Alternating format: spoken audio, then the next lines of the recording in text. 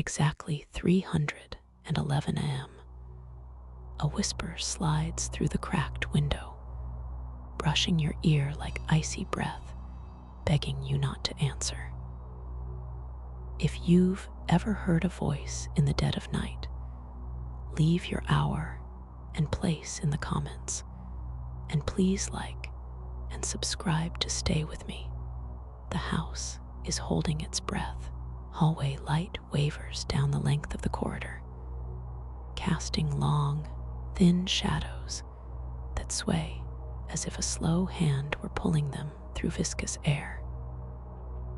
The floor under your bare feet remembers every step. It radiates a faint chill that rises into the soles of your feet and climbs your shins like a cold, patient vine. Somewhere beyond the glass, the whisper arrives again. Not a word you know, more the syllable of a shape soft, close enough to fog the pain.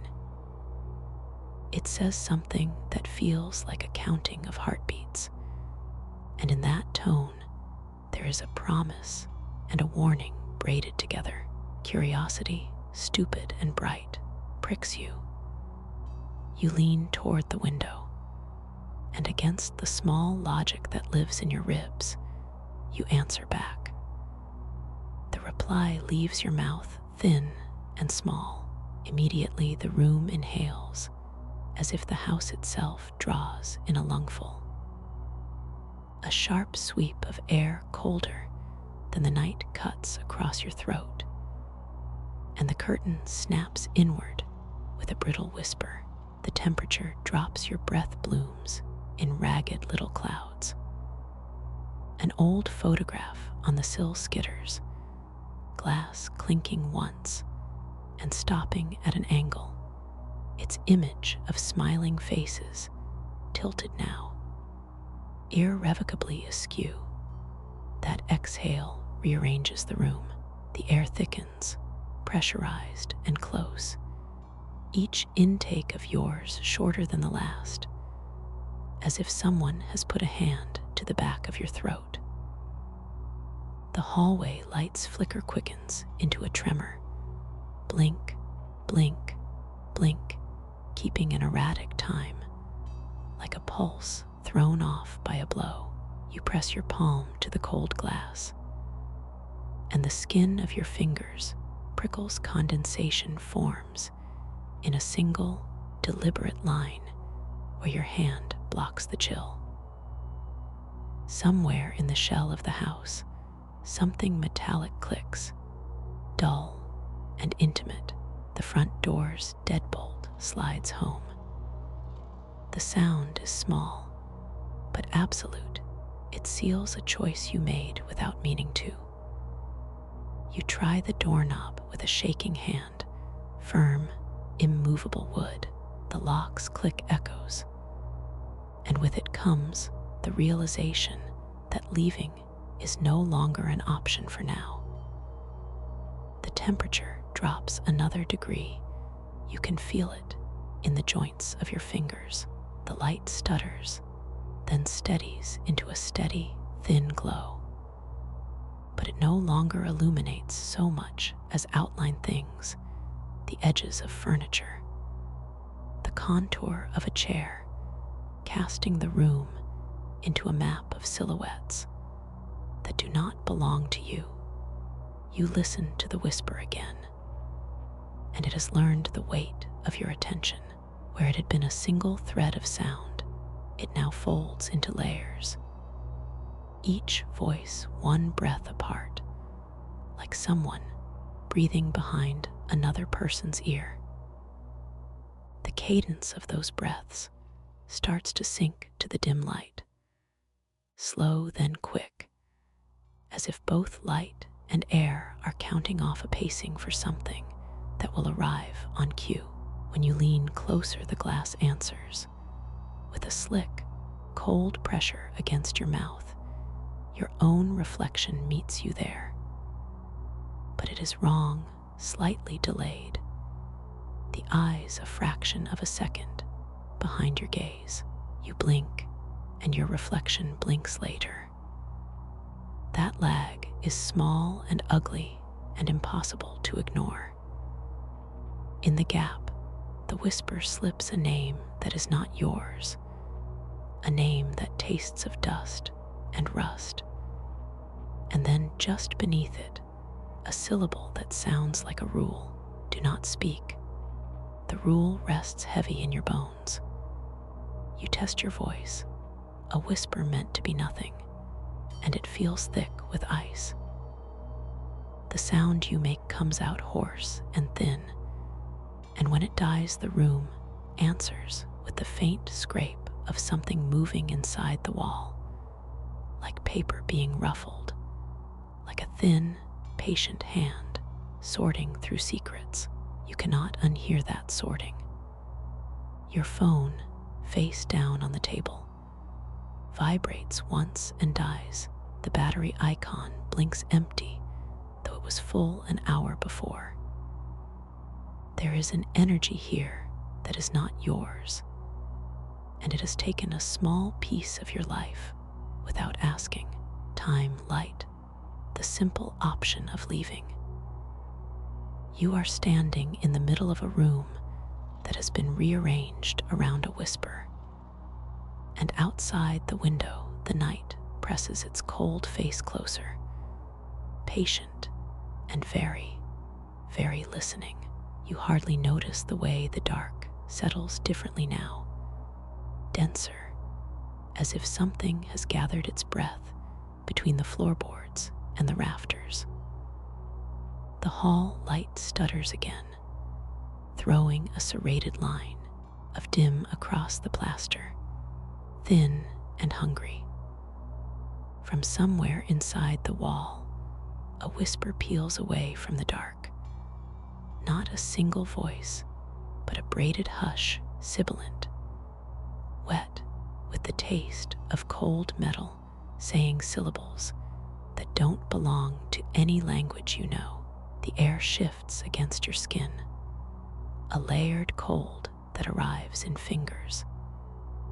And then, in a wash for one inhalation, you feel numbness bloom in your fingertips. When warmth comes back, the numbness remains, stubborn and slow.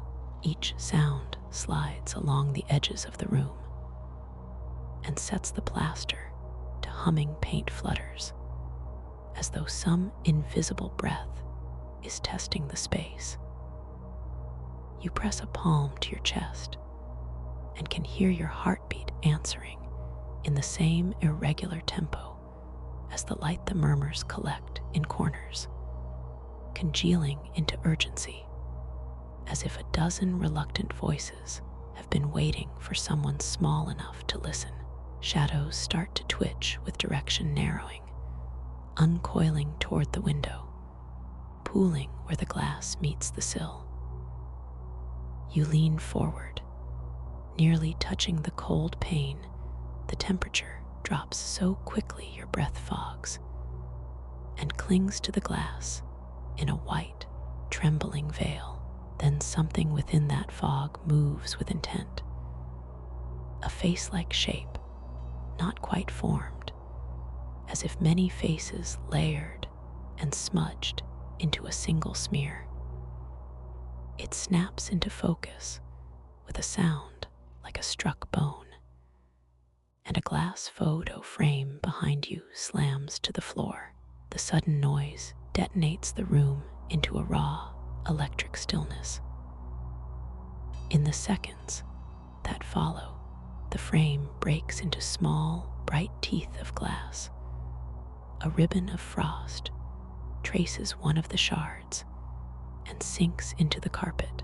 You step back and cut your hand on a sliver, warm blood surprising against the cold. And when you lift your fingers, the smear on the window has changed. 2 holes where eyes would be, the whispering tightens around that new rhythm. And somewhere under the chorus, a tone begins to repeat, patient and low, like someone counting your exhales.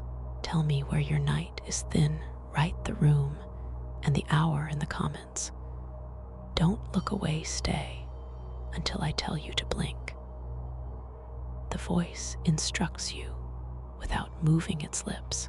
The light cavorts faster, as if trying to syncopate with the counting heat, and cold ricochet across your neck in quick, staccato beats. Your voice catches when you try to answer, throat constricted by a pressure behind your sternum. When you force the sound out, it comes too soft, as though already swallowed by the plaster. The air grows layered. The frontmost strand whispers reassurance. The strand behind it labors with a slow and patient hunger, so that you can no longer tell which direction any of it is coming from. As you steady yourself against the wall, a new physical shift asserts itself. The door at the end of the hall that you remember latched shut yawns a fraction wider, and you can feel a draft snake under it, smelling faintly of river mud and old pennies. You can no longer be certain which exits will move shadows catalog your breathing. Now they lean like listeners around a lit grave. The flicker becomes a scrape, a throat clearing in rhythm with the counting. A cruel clock, they steal the small sounds inside you, the hiss between thoughts, the soft click of a swallowed breath, and return those pieces colder, like glass recut. You put your palm to the window again. It answers with pressure, a backward palm pressing on your skin. No print remains, but your knuckles throb with the shape of what pushed. The room keeps a residue, a faint salt tang, the mineral taste of someone else's last inhale. When you pull away, a whisper clings to your wrist. I saw you move. It nests in the plaster and will not leave. The shadows have acquired weight. The voices are patient scaffolding now. There is no pretending you didn't open a door when you matched their sound. The light skips more beats.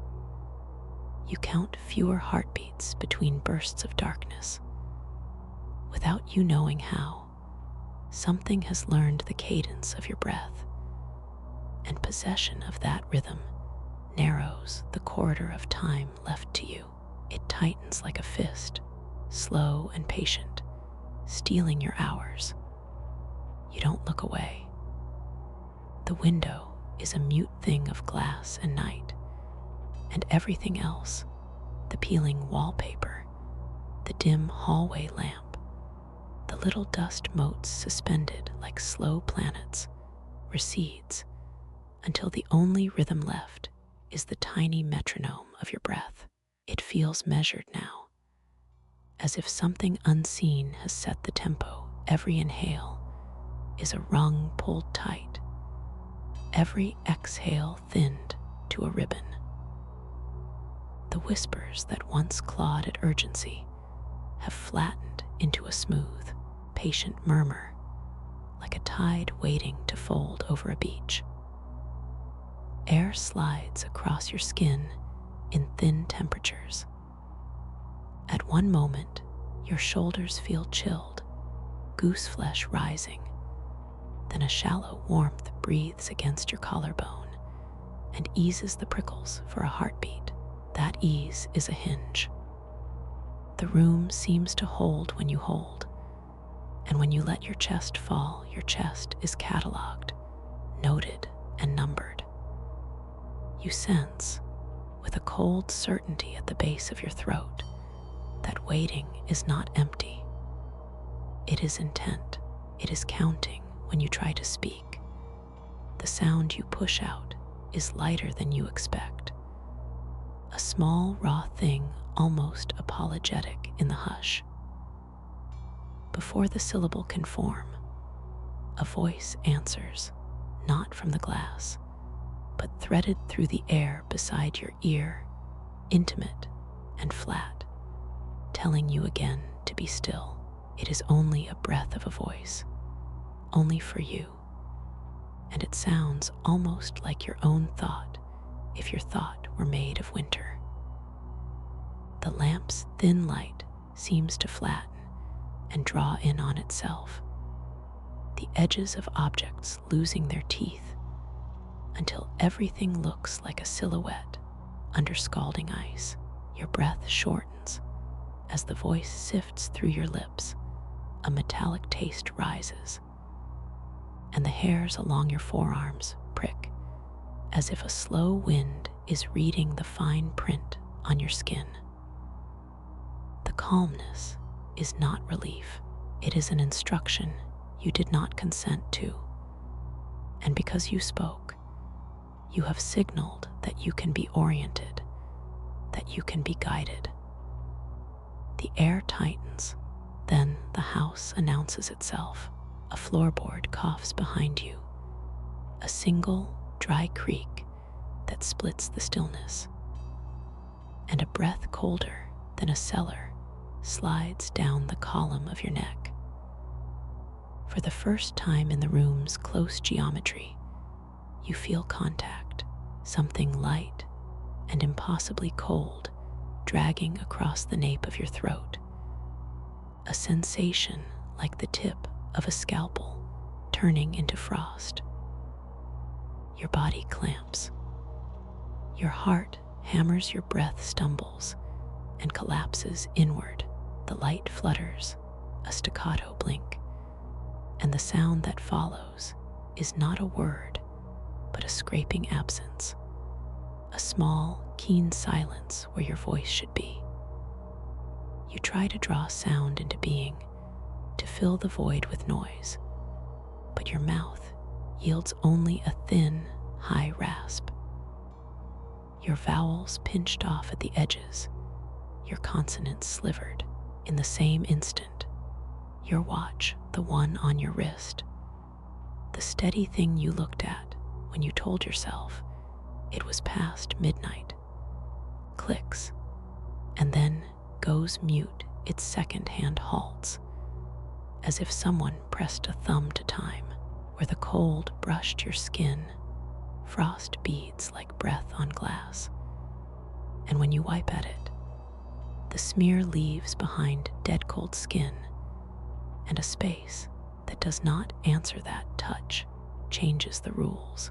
The room no longer simply contains you, it keeps a ledger. With each shallow inhale, you realize you are being measured by an unblinking patience, and the tally is not generous. Voices are a currency here. Yours, spent in a whisper, has been assessed, stamped, and partially confiscated. You cannot summon the same fullness you once took for granted. Speech slides off you like oil on water. The steady counting in your chest is not your own pulse, but an outside metronome, an insistence that marks down each intake, as if to say there are fewer and fewer permitted. The presence that had been patient is now like a clocksmith leaning close, its breath aligning your ribs with something beyond the pain. Light pools and drains in a slow, deliberate rhythm that mirrors that measured intake, and the temperature pinches and then relaxes, like fingers testing a vein. Understanding arrives brittle and clean.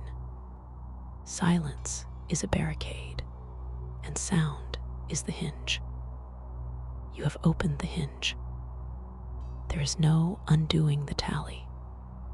Whatever waits beyond that glass has gained traction, and every shallow breath you are allowed is a step closer to whatever will cross next. Your lungs kick against the rule you vowed to keep. The air in the room has teeth now, thin and serrated, and every inhale tastes like metal. The light stalls between blinks, clinging to the edge of dark like a tired moth, and the house holds its breath with you. Each pause a small vacuum that yanks at your ribs. Whatever brushed your neck is not simply near, it rearranged the temperature around you, folding cold into layers, so that one breath feels like stepping from winter into a warm room and back again. You try to steady your exhale to make it even, but the cadence of your breath is mirrored by the flicker. The bulb stutters with the same rhythm, and that synchrony makes your chest feel owned. There is a weight to the silence that presses your shoulders down, an expectation shaped like teeth. You remember, for an instant, the half-formed admonition that had rasped through the window before the syllables you ignored. And that memory thrums beneath your skin like a second heartbeat, foreshadowing a consequence you have not yet paid. Cold air begins to push through the crack in the window with intent, not wind, but emotion, like someone exhaling through a narrow throat. It smells faintly of old paper and iron, and the sound it makes is a whisper threaded with other noises. The shift of fabric, the soft click of something small against glass. Shadows in the hallway bend toward the doorway, their edges peel and lengthen, mapping the room in angles that don't belong to the furniture. You stand because you must, because standing feels like an argument against whatever is assembling in the dark. And the floorboard beneath your foot hums a thin, electric note that you can feel in your molars. Your phone screen reads 311, small numbers floating in the hush. And with each tick, the air seems to thicken, as if the house is gathering breath to speak loud enough to split bone. The rule you broke flares in your mind. Answers have a cost. The temperature drops where you stand, ice like a bruise blooming beneath your skin. And with that drop, the room rearranges into something more deliberate, less accidental. When the whisper returns, it is suddenly precise, clear enough to make your teeth ache. 3 words, slow and deliberate, enunciated as if each were a blade. It does not plead now, it states. The light shudders and holds for a sliver of eternity, and in that sliver, the whisper folds itself against your ear, closer than the cold breath had been, and says what you needed neither to hear nor to be proved right. You gasp, a sound sharp as snapped glass, and the sound of your own voice ricochets off the walls and dies in a way that removes its ownership. The noise belongs to the room after that, not to you. The air around your head collapses like a curtain, and something invisible traces the line of your jaw with ice, so quick it leaves a thin white trail you can feel with the back of your tongue. The bulb snaps off in a pop that tastes like pennies, and darkness seizes the space with the speed and finality of a falling blade. The final movement is sudden and absolute. The last filament dies, and the room plunges into a darkness so dense it seems tactile, thick enough to drag sounds into it like a net. At the same instant, there is a pressure, an inhalation that is not yours, pressed against the nape of your neck, and you understand with a clean, animal clarity that the warning was never for you to follow, but for you to become the vessel of its enforcement. The cold blooms across your skin all at once, a mapped frost that crawls up your spine and settles beneath your scalp. In that swallow of night, you feel fingers know. The idea of fingers curl along your collarbone, and the thing that had spoken breathes into your ear one last time. The words are not a sentence, they are the cessation of possibility. Then the dark tightens, the light is gone, and the world ends in a sound like someone closing a book on your face. In the vacuum that follows, something small and loose is stripped from you: your watch, the hum of the refrigerator, a faint plucked thread of warmth. And when the lamplight sputters back seconds later, there is only a smear of frost along the sill where something pressed its palm against the glass. The silence that remains is not empty. It is arranged, deliberate, patient. Through the slit of window, now shut but not latched, a thin gust carries a single whisper outward, granular and distant, a voice threading the dark with the same calm that preceded every calamity. The wind cools the sill where frost still clings and lifts a hairline crack in the paint. A loose shard of night flutters like a caught breath, and for a heartbeat, you could pretend the house will let you keep the rest of your life. It will not. The final image settles itself in your vision. The window left ajar, just enough to be a promise. The cold breeze pushing out a solitary murmur that vanishes into the street as if it were an invitation. Tell me where and when it found you beneath the comments, and consider subscribing if you do not like the feeling of being watched.